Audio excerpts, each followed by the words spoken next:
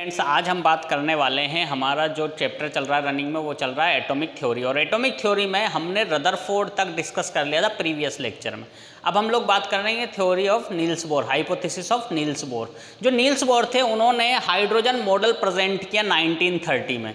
Hydrogen model क्यों कह रहे हैं? क्योंकि इन्होंने जो हाइपोथेसिस दी थी वो हाइड्रोजन पे दी थी। इनका जो मेन ऑब्जेक्ट था वो हाइड्रोजन था। इन्होंने हाइड्रोजन की बात करी केवल, और हाइड्रोजन के बारे में इन्होंने क्या कर दिया, एक मॉडल प्रेजेंट कर दिया। उस पर हम लोग डिस्कस कर लेते हैं। The atom is held together by electrostatic force between the positive and negative surrounding. परमाणु के अंदर धनावेश और ऋणावेश आपस में स्थिर विद्युत की या विद्युत बल से जुड़े हुए रहते हैं। कैसे रहेंगे जुड़े हुए? स्थिर विद्युत की या विद्युत बल से जुड़े हुए रहते हैं। पहली चीज़ तो ये थी। दूसरी जो इसके पॉइंट्स थे नील्स बोर के, वो पॉइंट्स आप लोग समझिएगा। Positively charge atomic nucleus are present at the centre. जो न्यूक्लियस होता है बीच में, सेंटर में होता है, उस पर कौन सा चार्ज प्रेजेंट रहता है? पॉजिटिव। मतलब न्यूक्लियस में कौन सा आवेश हो गया? धनावेश। आपके न्यूक्लियस में कौन सा आवेश हो गया? धनावेश हो गया। Electron move around the nucleus in a fixed radius. Electron जो हैं वो न्यूक्लियस के चारों तरफ एक निश्चित कक्षा में चक्कर लगाते हैं। फिक्स्ड रेडियस में, निश्चित कक्षा में या निश्चित कक्ष में क्या करते हैं? ये चक्कर लगाते हैं, रिवॉल्व करते रहते हैं, अराउंड होते रहते हैं। Each orbit has an energy associate it. जितने भी ऑर्बिट हैं, जितनी भी कक्षाएं हैं, वो सब क्या करती हैं? एक निश्चित एनर्जी रखती हैं। जितनी भी और है वो इनकी क्या, सबकी क्या होती है? निश्चित ऊर्जा। जितने भी ऑर्बिट हैं वो सब क्या करते हैं? निश्चित ऊर्जा रखते हैं। सबकी अलग अलग ऊर्जा होती है, निश्चित ऊर्जा होती है। Light is emitted when electron jumps from higher to lower energy. जब भी क्या करेगा इलेक्ट्रॉन हाई क्लास से, हाई लेवल से लो लेवल में जंप करता है तो क्या होती है? एनर्जी जो है वो इमिट हो जाती है। लाइट जो है वो इमिट हो जाती है, उत्सर्जित होती है। तो ये पॉइंट है, इसको अपन डिस्कस करते हैं डायग्राम के साथ। तो नील्स बोर ने क्या बताया उसको हम थोड़ा डायग्राम से समझ लेते हैं। नील्स बोर ने कहा कि ये हमारा एटम होता है, ये हमारा क्या होता है? एटम होता है। इस एटम में ये वाला पार्ट हो गया आपका क्या? न्यूक्लियस हो गया ये वाला पार्ट। तो ये वाला न्यूक्लियस पार्ट हमेशा क्या रहेगा? पॉजिटिव रहेगा। और पॉजिटिव के साथ साथ जो इलेक्ट्रॉन्स होंगे वो किस तरीके से रिवॉल्व करेंगे? इलेक्ट्रॉन्स एक निश्चित ऑर्बिट में, निश्चित कक्षा में, सर्टेन ऑर्बिट में क्या होता है? राउंड करते रहते हैं।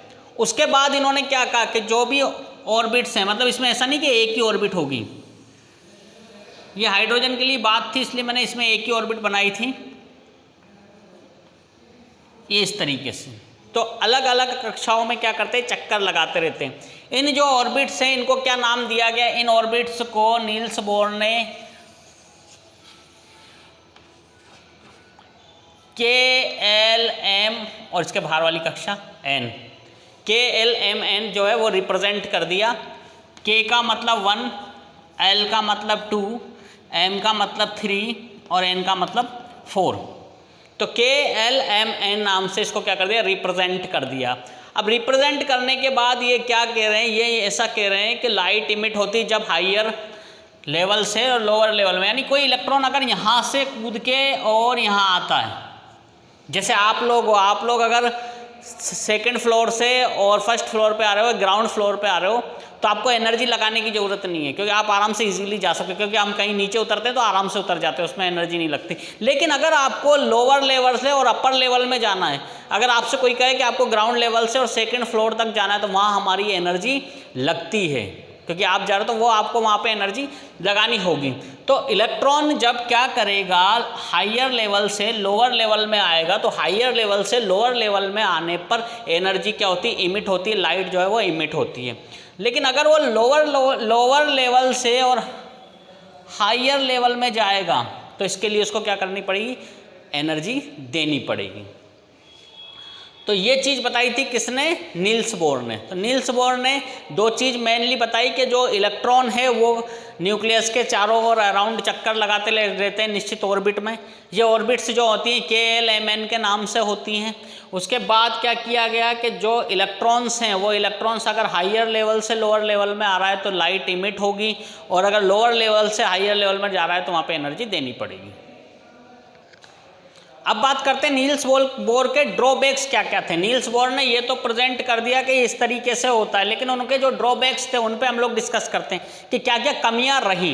कमियां तो देखिए सब में होती है, तो ड्रॉबैक्स तो हैं, लेकिन ड्रॉबैक्स क्या क्या हैं उस पर हम लोगों को डिस्कस करना है। तो ड्रॉबैक्स जो है उन पर आप पहली चीज़ हम डिस्कस करते हैं कि पहला ड्रॉबैक जो इनका था, वो पहला ड्रॉबैक ये था कि इन्होंने केवल हाइड्रोजन की बात करी। इन्होंने केवल हाइड्रोजन की बात करी, हाइड्रोजन मॉडल दिया, लेकिन इन्होंने और जो एलिमेंट्स थे उसके लिए इन्होंने कोई डिस्क्रिप्शन नहीं दिया था। इन्होंने कह तो दिया कि KLMN के नाम से ऑर्बिट्स होती हैं, लेकिन उन्होंने ये नहीं बताया कि इलेक्ट्रॉन्स का अरेंजमेंट कैसे होगा इनमें। ये इन्होंने एक्सप्लेन नहीं किया था कि इलेक्ट्रॉन का अरेंजमेंट कैसे कर सकते हैं। तो इनके जो दो मेन ड्रॉबैक्स थे, वो दो ड्रॉबैक्स यही थे कि इन्होंने एक तो केवल हाइड्रोजन एटम की बात करी, और दूसरा क्या था, इन्होंने इलेक्ट्रॉन्स के बारे में डिटेल में नहीं बताया। किसके बारे में? Arrangement of electrons. ये जो मोर ऑर्बिट्स थी ना, तो इनके इलेक्ट्रॉन्स के अरेंजमेंट के बारे में भी इनको बताना चाहिए था। तो ये इनके क्या थे? ड्रॉबैक्स थे।